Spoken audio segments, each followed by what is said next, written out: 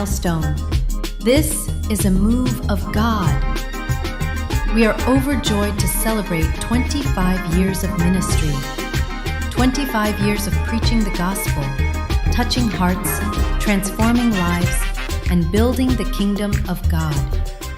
To our faithful listeners, partners, and supporters, thank you for being part of the Growth family. Your prayers, your presence, and your love have helped carry this ministry.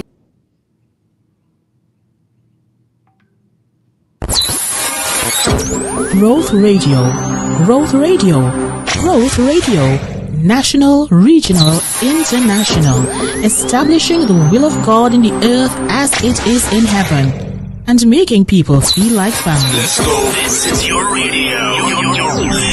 We are Growth Radio, opening the gates for the King of Glory, the Lord, strong and mighty, the Lord, mighty in battle. Join me, David Bajnath, on the program Life Lessons from the Bible every Thursday at 7 p.m. right here on Growth Radio. In this program, we will discuss biblical lessons for daily living and the solutions God gave us to face life's problems. We will also be studying Bible prophecies to give you a biblical worldview of current events and to help you prepare for things which are to come. Join me live on YouTube, Facebook, growthradiott.com, and our allied stations. Life lessons from the Bible. Learn the principles. Live the successful life. Today's program is streaming live on TuneIn Radio, Radio Garden, Listen to My Radio, To God Be the Glory Radio, Radio.net, YouTube, Facebook, and growthradiott.com. If you would like to get further information or contact us on any matter, you could do so using the email address support@growthradiott.com. And for prayer requests, you could contact us using the email address prayer@growthradiott.com. And of course, you could always contact us via WhatsApp using the number 1-868-495-0903. If you would like to get more content from me, David Bajnath, you could look for me on YouTube at my YouTube channel, Life Lessons from the Bible. And while you are there, you can subscribe and click the notification bell. And of course, you could also follow me on Facebook, David Bajnath. You can also contact me via WhatsApp using the number 1-868-321-9882. Well, good evening to you and welcome once again live here on Growth Radio. So great to be joining with you, and as usual, let me say welcome wherever you are joining us from. As usual, I'm so happy that you have taken the time to be with me.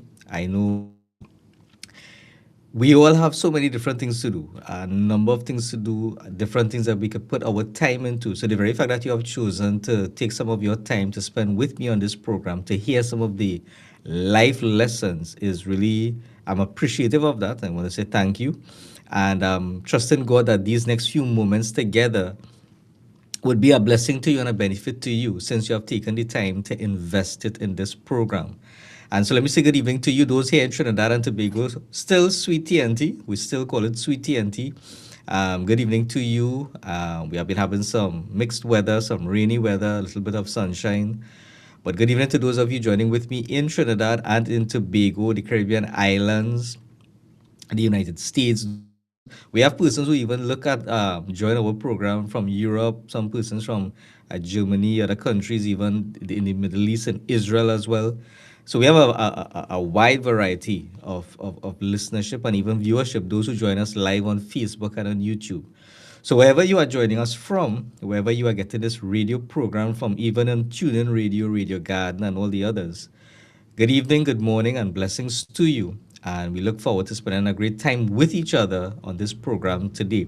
Today we have been looking for the last few programs, or quite a few programs, well, on the topic of spiritual warfare, and we have we put a pause on that. We'll probably come back to that some other time, a little later on.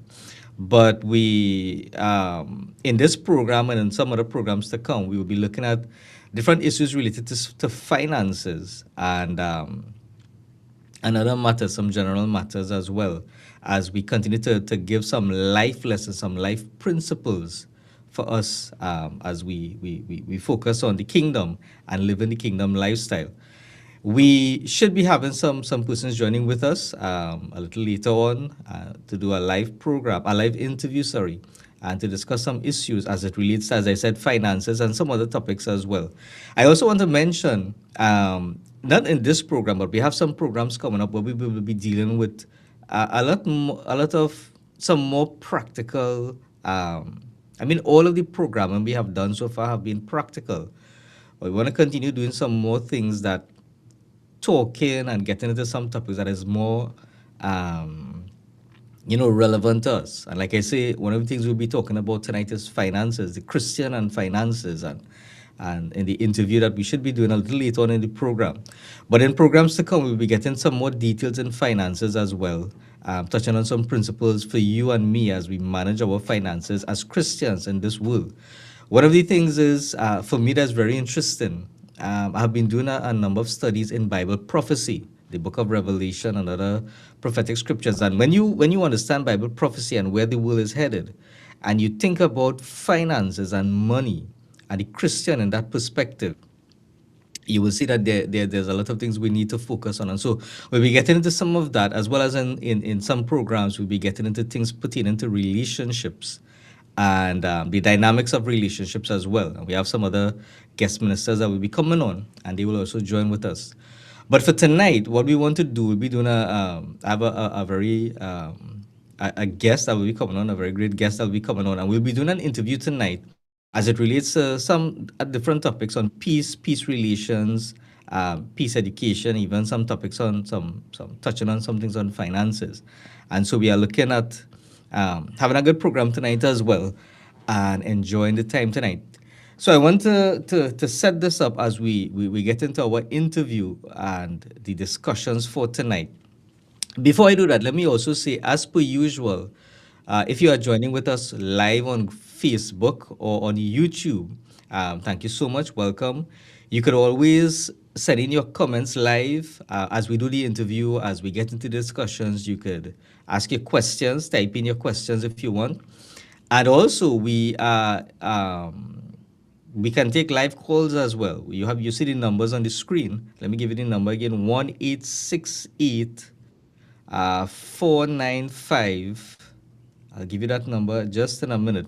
You could 1-868-495-0903, 1-868-495-0903. So you could send your messages on Facebook, YouTube, or you could call us live and join the conversation, ask your questions, make your comments. That will be welcome as well. So this evening, it is my pleasure to introduce to us a special guest that we have tonight to do an interview. I believe he's well known. I believe most of us are very well aware and familiar with him and his ministry and what he has done and still is doing presently in ministry here in different places around the world. Today we have Professor Leslie DJ Rogers, who will be joining us on the program. And so I want to officially welcome him as he joins us this evening. Good evening to you, Professor Rogers. Good evening to you, sir, and to the Republic of Trinidad and Tobago, and those that are listening, those that are tuning, the international community. All right, great. It's great to have you on with us, Professor Rogers. It's really great. We are so happy that I know you're a busy man, a busy schedule, but we are so happy that you have taken time to be with us. And before we get into anything, I just wanted to share with our viewers and our listeners some of information about yourself. And for those who are, I'm sure many are familiar, but for those who are not, I just want to share some information about yourself before we get into our interview for today. So Professor Rogers is well known here in Trinidad and of course in a number of places around the world.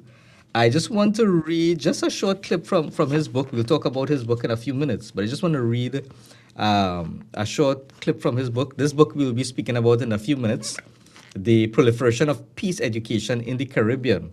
But just to give us some information about Professor Rogers, Professor Rogers is an educator specializing in the field of peace building. He holds a Master's of Arts degree in Peace Building and Reconciliation from the University of Winchester and is presently pursuing a doctoral degree in global governance. He holds a Master of Arts degree in Education from the University of Northampton. He's a very passionate person when it comes to sustainable peace and socio-economic development. He has participated in and contributed to peace building initiatives in Cameroon, Nigeria, Kenya, Syria, Sierra Leone, Ghana, Brazil, Venezuela, and other countries as well. He is a professor of agronomy and disaster management at Taraba State University, and he's also a visiting professor in the agribusiness at UNICLA Nigeria. And so he is very well versed, very well known, and I'm so very grateful and thankful to him that he has taken time to join me. So once again, Professor Rogers, good evening to you, sir. Welcome, welcome, welcome, and we are looking forward to a great time with you. Before we get into any questions or any comments, the interview, do you have any general remarks, anything you would like to say to the listening audience? All I would like to say to the listening audience is that they are my teachers. That's the most important thing. Most of the times, lecturers believe that they are the one that is in the domain of contributing knowledge and contributing wisdom. But it's the other way around, or I would say it is like sharing. Okay, 50-50. So when the audience engage, when the audience asks or students ask lecturers or teachers questions, do they know that they educate them further?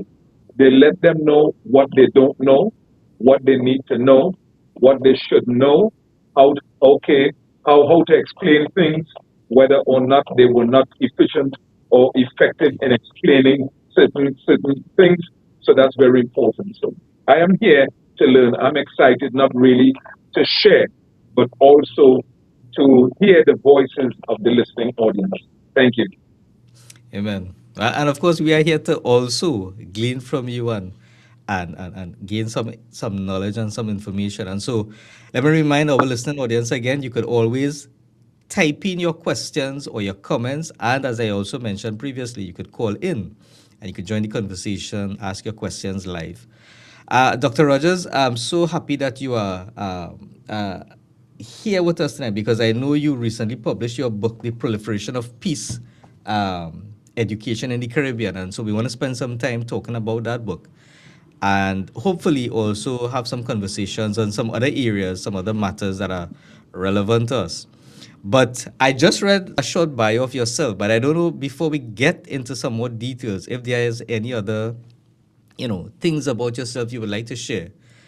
Just to give our audience an idea of the scope of your reach when it comes to working with countries, working with different organizations. Yes, I have been a UN diplomat working in Vienna and working in Geneva for a number of years. So I understand, okay, diplomacy and international relations, international affairs.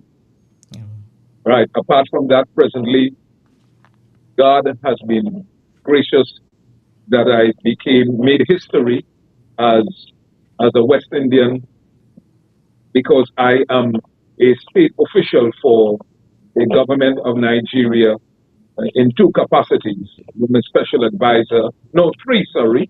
One is special advisor, one is international trade ambassador, and the other one is special advisor to heritage and ecotourism. So Okay. the things, and I also on the university senate, heading different institutions like director for youth affairs and women affairs, and director for researchers, and so on and so forth. So there are a lot. Okay, but as I said again, I'm more interested in engaging because being honest, I don't like to I don't like to what I say speak much more about myself because Yeah.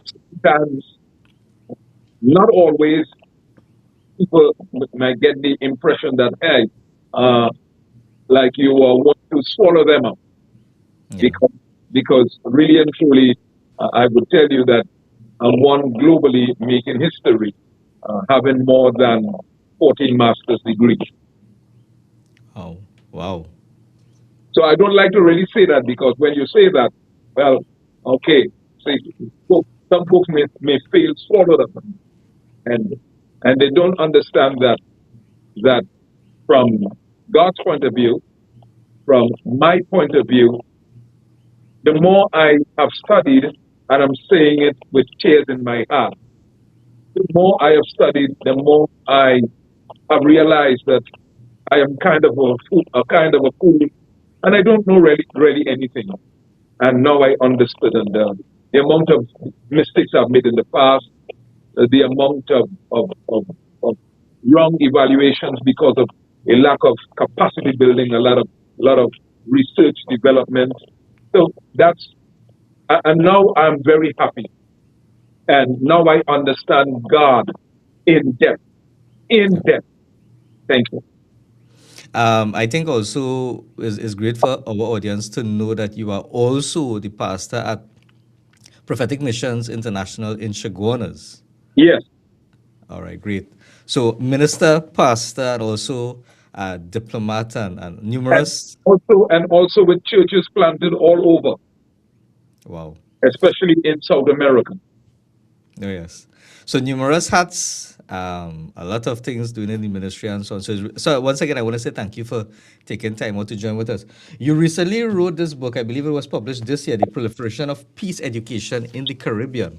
And I know that this book has delved into a lot of detail where peace building and peace relations, peace education, especially is concerned. There's a lot of detail, there's a lot of material in that book, and a lot that you had covered. So I want to begin in terms of getting into some details in where peace is concerned, which is something that we need so much in our country, with what's going on in our country with crime, criminality. I know in the book you made reference to things in Trinidad Caribbean. And then, of course, we have a whole host of issues globally where conflicts are concerned. So I want to ask you to share with us the gist or the foundational principle behind the book in terms of what peace education is all about and what prompted you in writing this book and bringing it to the fore for the public. I want to highly commend you for the position that you are in and how you are prolific. And I do not flatter people. I don't like doing that. But I love the question that you proposed to me because that's because weren't asked a question, but I answered the question at the book launch. How how I came across peace studies or studying peace. Oh, yes, what is peace? Some years ago, probably I could say about approximately 5 years ago, while being in Nigeria at Taraba State University, there was a convocation that is over 7,000 university graduates were graduating. And I being also a chancellor, because I have also an institute, I've been a chancellor and also one of the lecturers at that university there. I was invited by the vice chancellor. You had a lot of heads of states, governors that were there also. At the same time, another university that is in the University of Josh. Okay, now may I remind you, these universities are universities where you have graduates that are in UWI, graduates that are medical doctors, attorneys, everything, lecturers in throughout the Caribbean. So I was invited to a university in Josh. And as you have said, wearing many hats, I I actually and I was invited there to lecture. So wearing many hats, I actually sharpened my teeth. I said, "Wow, probably it's going to be on molecular biology. That is my favorite. Probably microbiology. Good. Probably communications. Okay, right. Probably health sciences or physics or chemistry. Yeah. Or or agriculture. I said, wow, good. Or tourism or business. I love business. I lecture on business. I have PhD degrees in business, different types, strategic management. Only to realize that one of the professors from Josh University asked the other professor, he said that he requested that that he said that he saw that I came from a country in the Caribbean, Trinidad and Tobago, and that remember at this present moment Nigeria has been having ongoing conflicts and Yeah. many conflicts on the continent of Africa. Yeah. So by and large, Caribbean zone a peaceful place. So he said he requested that I come and lecture about peace education. What is peace education? And if I had degrees or studies about peace education, and if so, if I had studied at one of the universities in Europe, and I'm telling you, I was flabbergasted. I was taken by surprise. I'm a diplomat. I worked in the UN. Peace education. What is that? Yeah. I attended peace conferences, but what is he talking about? Peace education. And so I decided to, become a student with my cohorts. And my cohorts were from countries like Asia, Europe. You wouldn't believe they were from Sri Lanka, they were from Nepal, Wow. and mostly European. You Wow. only had one African descendant, no, one African there. Can you imagine that? No one from the Caribbean, zero, none. I'm the Wow. only person that was from the Caribbean there. And actually, when I thought in my mind, and some of my cohorts, that it's going to be peace education, and peace education would be a piece of cake. Actually, half the class dropped out, and these are folks that are highly educated. It is more than that. Yeah. And I was actually, what would I say? Just so that everyone will understand, I was actually a dunce concerning what is peace, Yeah. how to define peace as a whole. When I was looking at the book and reading through it, I mean, I saw some chapters in this book that are very interesting. There's one chapter, just to mention the chapters here. The first one is peace building and peace education, and advocating peace education in the Caribbean, and it goes on. But could you give us an understanding of what, because we normally would hear, like in Trinidad, with all of the violence and with the gangs, we would hear about talking and having some kind of programs to rehabilitate persons and to get them out of the gangs and so on. But from your understanding, what is peace education and why is that different from what we might do in terms of trying to retrain people or get them out of the gangs? What exactly is this peace education about and why should we focus on that? Very important, a very important question. And this is why all those programs, whether whether good intention, goodwill, have been failing. It is because upon proper research, why was that book written? The book was written actually for the governments and the academic institutions within the Caribbean. When we, okay, no, well, we were in University of the West Indies, that's St. Augustine. And those that belong to the committee, actually the secretariat, because we have a secretariat concerning peace education. When they were engaging with UE lecturers and university students, they knew nothing about such. Nothing. And actually, throughout the Caribbean, there is not one peace education institution. There is no program concerning what is peace education in the governments, but as by and large, And actually, if anyone can research right now, all Caribbean countries have signed up to the UN Charter. Under UNESCO, we have been fulfilling everything or almost everything concerning education policies and standards Yeah.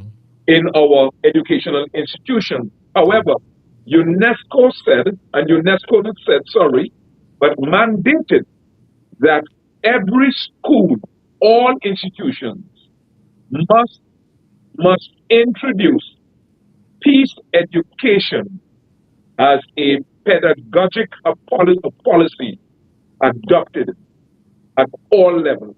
And this is where all states, institutions, and private sectors have failed, Okay. and that's why you have a lot of crimes. Peace education is not a panacea. It is not it is not a fix it all. It is a process. It is something that is long term, scientific, and workable. Okay, viable and workable. Today, today, and in the past, institutions in Trinidad and Tobago, what they have been doing, they have been reactive, conflict, conflict management. You hear the term conflict management. So wait until a conflict happens to manage the conflict. But peace education is proactive, proactive, preventing that conflict, and it's long term. Just as how, just as I didn't know that there's a total difference between peace building, peacekeeping, and peacemaking. Also, upon launching the book, I actually invited governments, okay, different governmental departments, the private sector, the business sector, and they weren't interested. They weren't interested. Also, I also went to Jamaica, the Ministry of Peace and Justice. And when I was speaking to them, I left the book there. They themselves had no knowledge, yet they have Ministry of Peace and Justice. I wrote the government of Grenada, no response. The government of St. Vincent the Grenadines, one government minister said he is going to contact the Minister of Education, no response. So it seems to me that the Caribbean, they do not want peace. Yet they have named themselves a zone of peace, but they do not know what peace really is or cannot define it. So Yeah. that was written not to demand, not to put my will, not for marketing strategy or no. It was just like a template. Here, this is what we need to do. This is what we need to think about. And up to this day, no one has engaged me. None. Not one up to this present time. Okay. Well, it's interesting you mentioned that because I saw in the book you made some references to cases before where certain countries did some things before, like Costa Rica. You mentioned some things that they tried there with the armed forces and whatnot that had some limited results. I also remember in the book you mentioned, I believe it was issue with Grenada years ago where the Caribbean countries tried coming together to get a force, but that really didn't have much long-term effect and so on. Um, but for us here specifically in Trinidad, with all the governments that we have had, whatever political party was in power at the point in time, inclusive of the present government right now, all the different strategies that governments have tried, all the different things that they did, crime plans and all those things, and we still have the crime proliferating in our country today. In light of what you mentioned in this book about peace education, what is the solution or the recommendation are you proposing in this book to us here specifically in Trinidad and of course in the wider Caribbean and elsewhere? Yeah, okay. A multi-pronged approach to address the ills in society. Multi-pronged approach concerning reform in the judiciary. Okay. Multi-pronged approach concerning sector reform. Okay, in the you call it security sector reform, okay, SSR, multi-pronged approach concerning peace education in the schools.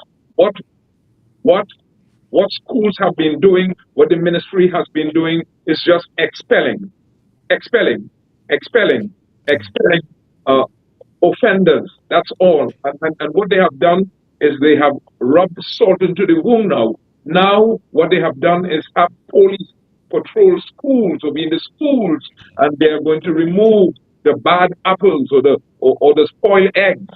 Okay? No, that is that is that is more an aggressive approach, an abrasive approach.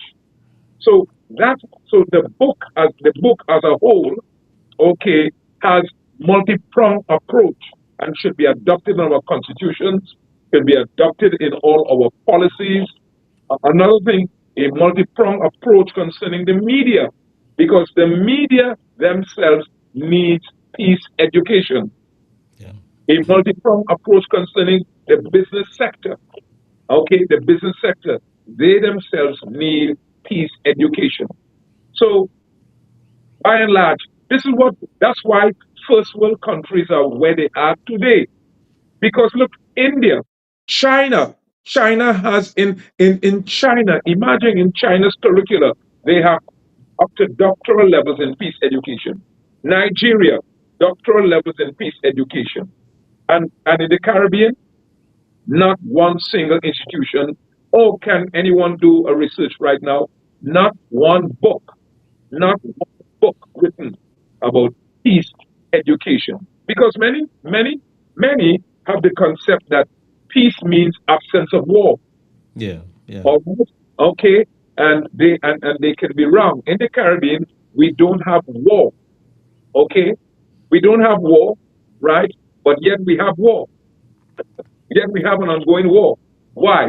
Because in peace education, you will understand that there are two terms: negative peace and positive peace.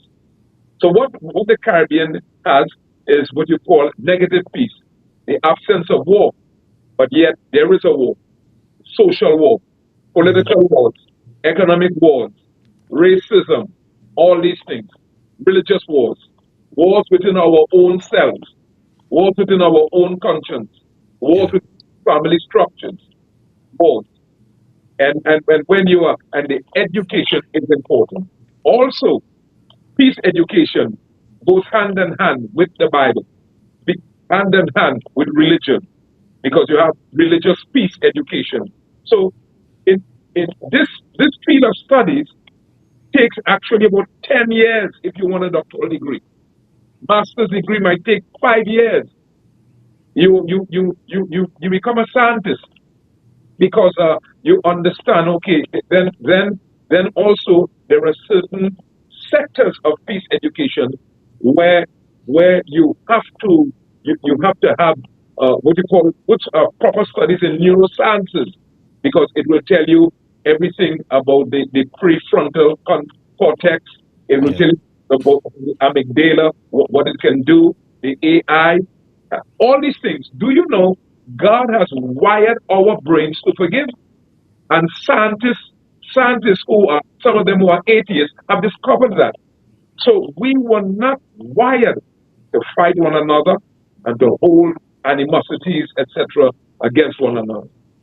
Yeah, and see that you mentioned that as well. One of the things I wanted to get into, there's a chapter in this book. Let me get the proper name: "Religion and Peace Building," where you mentioned what the role of religion when it comes to peace and peace building and so on. So in Trinidad here specifically, with all of the internal conflicts that we had, and I'm glad you mentioned there's negative and positive peace, because I think that's a concept that many of us don't have clear in our minds.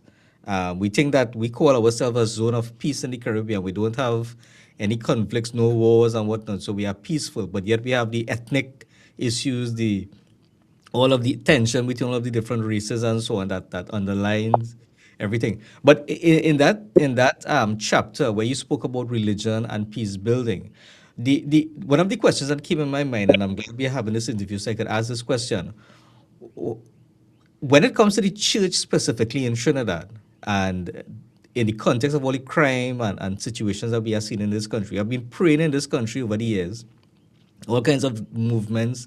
The church has been doing, parachurch organizations have been doing different things.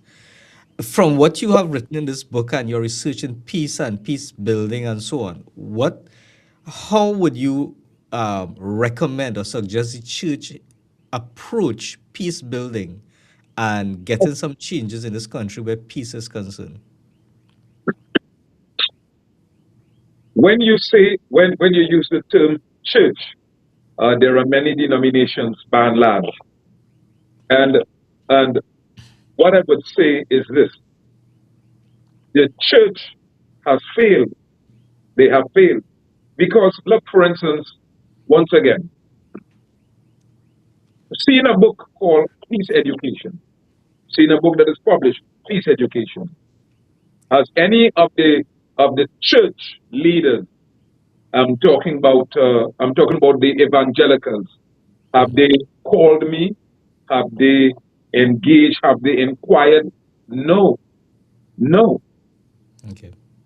So I'm speaking not from good. Well, Leslie Rogers' knowledge, Leslie Rogers' own concept. Can, if you read that book carefully, because that book is just only the tip of the iceberg. If you read that book carefully, you would see where we have all failed and where we are failing, and where the Caribbean states, Caribbean leaders, CARICOM, are not interested in peace. First of all, I want to reiterate, they have not adopted any of the policies what UNESCO said. And with all the education that I have had, and I'm still studying, I said it again, I was actually a dunce or illiterate or ignorant concerning peace education. So there's so much in-depth studies of concerning peace education. So much things like I tell you that book is just a tip of the iceberg. Things like national dialogue, national apologies. There are so much things to discover there. If peace education, wow, and that is how societies have been able to solve their problems. One example, one prototype is Rwanda. Yeah. Rwanda. Do you know Rwanda? In order to solve, their problems concerning the almost 1 million or more Tuts, Tutsis and moderate Tutsis that were massacred. Do you know what the Rwandan government did? They didn't adopt the policy of the normal standardized judiciary system. You know what they did? They actually appointed local cultural traditional courts, okay, call them gashakas, to actually iron out all those atrocities there. See, that was one factor. Again, peace education. Okay. Now, religion has been a major contributor for wars. Yet, religion has been a major contributor to solve wars. Because, for instance, look at peace education. In that book, you have Dr. Canon Nolly Clark Yeah. representing the Anglican Church. He was the one that was the moderator. He was the one that was actually used actually as the go-between the government and the Jamaat al-Muslimin. Yeah. So actually, he was engaged in peace. Okay. Yeah. So the churches, by and large, I was surprised that I am a minister of the gospel, and you have these lecturers who aren't ministers of the gospel, and they were quoting some scriptures. They were quoting scriptures that brought tears to my eyes and tears to those who were Hindus and Buddhists. I remembered one lecturer quoting from Psalms. He said, mercy, mercy, and truth came together, okay, under under the umbrella of justice. Okay? Mercy and truth kiss each other. Quoted Psalms. And again, we don't have these things, neither in our Bible schools, and no one seems to be, well, okay, I don't know if it's because of probably me, but it's not about me. All I'm interested is that someone adopts the policy and look the vision. Yeah. But once again, with all the promises, with all whatever, what is happening in our society here today will not work unless there is peace education. And quickly, and quickly, as we are speaking about business, okay, have you ever heard about? Have you ever heard about the? Have you ever heard the term peace index? Well, the first time I heard this when I was reading your book. Good. All right, peace index. Right, good. Yes, good. The World Bank, many other society, many top financial institutions, they are always researching your peace index. Okay, if they can invest, if they can give you loans, if they can do a lot of things, because there's a peace index that measures each country's. And recently, I think what Jamaica is high on the peace index list. Imagine that. Yeah. Okay? So peace index, that's very important. So while we're looking up at the figures, we need to understand you have to connect peace with financial policies and fiscal policies. Many believe that financial and fiscal are the same. No, I have my degrees in financial management. They are totally different. Okay, so we need to. So these two factors, fiscal and financial, must be aligned with our peace index, and our peace index must be on the all-time high. At the all-time high. Thank you.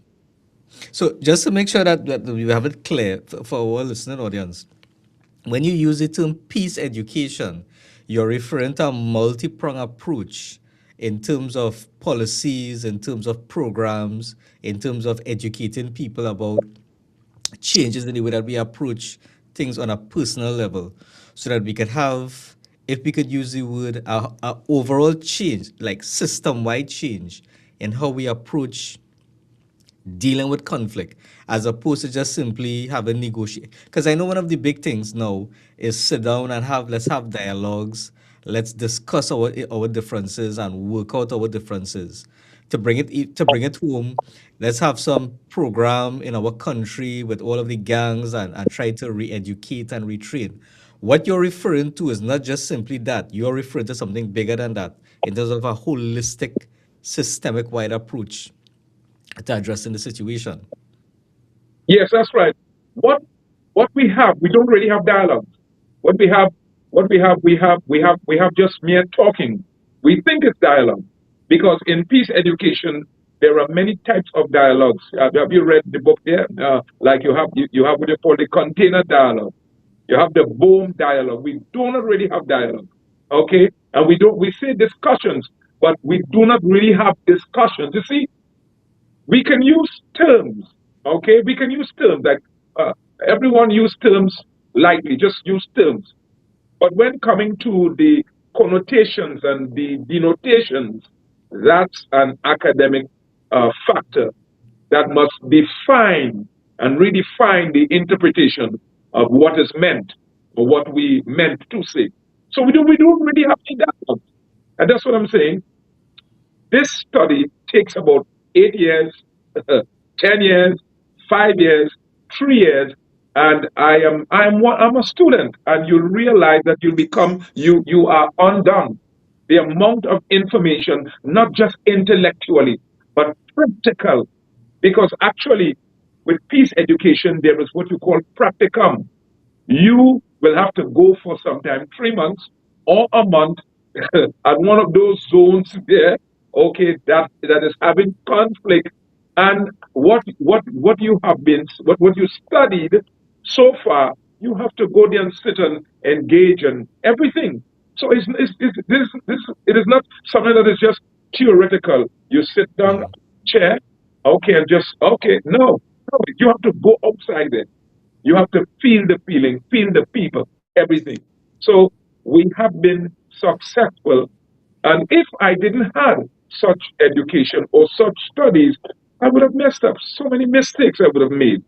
So I understand. I get it. I understood. I understood quite a lot of things.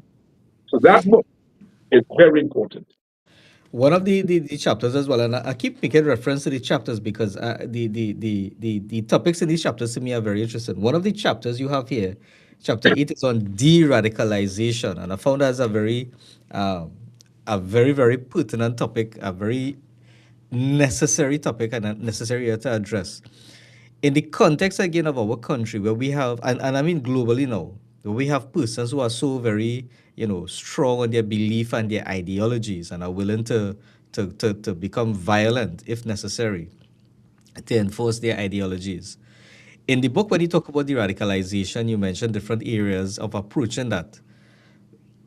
Could you, first of all, give us an understanding of what causes a person to reach to that stage where they become so radicalized in the first, whether it be on a gang level here in Trinidad or even internationally, like we see in the Middle East with Iran and Israel and so on. Could you give us an understanding of what causes people to become radicalized in the first place and some of the steps we could follow to help de radicalize people and bring down the tension, bring down the violence? Okay, number one. Okay. Number one. Okay, cultures. Number two. Okay, long-standing feuds, and generational feuds. That's number two. Number three. Okay, economic hardship. Number four can be misunderstandings. Okay, these are four areas where folks can be radicalized. Okay, misunderstandings. Now, now, when we bring parties together, okay, okay. For instance, look at the mistakes. I'm going to educate the population now and those that are listening. Let's say I am in because of peace education. Let's say I am in Afghanistan because we have been able to be in Afghanistan. We can go in Afghanistan. You wouldn't believe that Afghans respect respect peace educators. Iranians respect peace educators. They will. I'm not saying they will kill us, but most folks have lost their life here, life there, whatever. But they understand those that are peace experts. We are called peace experts. Now I'm going to give you an example. Right, you go into Afghanistan, right, and you have you have the Pashtuns, okay, fighting, okay, if a faction, okay, that are Sunnis, Yeah. right. This is what the Caribbean has been doing because of a lack of peace education, and this is what I would have been doing. What we do, and this is what they do in all these areas, lamented all over the place. What we do is we bring the two factions together Yeah. and begin to discuss the problem. Right. What that'll be causing more problem. What we need to do is you go to different factions by themselves, find out, okay, find out there are problems, there are a lot of issues, but you deal with the poignant one, the major issues Okay. that is the cause of this radicalization and this conflict. And sometimes this is what happens. They come to a place where they become timid. Timid. I'm talking about men that have murdered, men with blood eyes, bloodshot red. They got those AK-47s ready. You can see some blood stains on them. Their machetes, everything. And they come to a place where they embarrass themselves. They realize, wait, why are we fighting? What are we really fighting for? And they realize that they come to a place where it's like this. Okay, I'm fighting for something that he's not fighting for. And what he's fighting for is not what I'm fighting for. Thank you. But one of the things that's going through my mind as you mentioned that as you are laying out these guidelines, one of the biggest things in radicalization is the ideologies that people have, and as you mentioned, has been developed over the years. Issues wasn't addressed, so all kinds of mindsets have developed and so on. When we talk about those ideologies and those mindsets, how what is the approach we need to use to address the ideology specifically and to get people to move away from some of those, because I mean, when we talk about these things, many people, the first thing come to their minds is radical Islamists who go to do jihad, and they blow up themselves, and in the process they kill other people. And you go in with a bomb, you kill those, but then more spring up because the ideology still remains. So it fuels more persons to take the place of those who are killed. How do we address the issue of ideologies and to get people to move out from those ideologies and get out of the conflicts that they are in into peace? Thank you. If you realize one factor is this: those that are engaged in radicalization, we have to we have to zero in on the type of candidates that they concentrate upon. Yeah. And these candidates are persons mostly that have breakdown social social problems, family issues, no father, no mother, the majority. Yeah. And what we do is we target these persons, and the first thing that we discuss is their social standing, their social issues, their social problems. That's what we do. Okay? We actually present to them, okay, as a youth, as a father, as a mother, do you want this for your children? Do you want this to continue? Do you think that this makes sense by and large? And we let them choose. We let them choose. And that's very important. So since you mentioned that, then I mean, I'm glad you zoomed into those practical issues. But if you put the church now into that context of going and looking at the vulnerable people who are targeted and their issues, let's try to bring it on a personal level. If for us as believers, individual Christians and so on, who see people in our communities who might be vulnerable and who might be the target of those people who come to radicalize them, how could I approach, from me as an individual, see the people in my community? What could I do as an individual to help those persons not to become radicalized in the first place?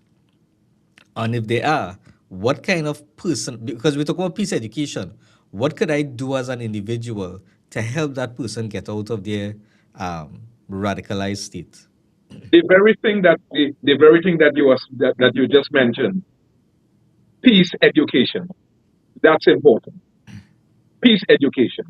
Now, now the UNESCO said that peace education, okay, should be a pedagogic topic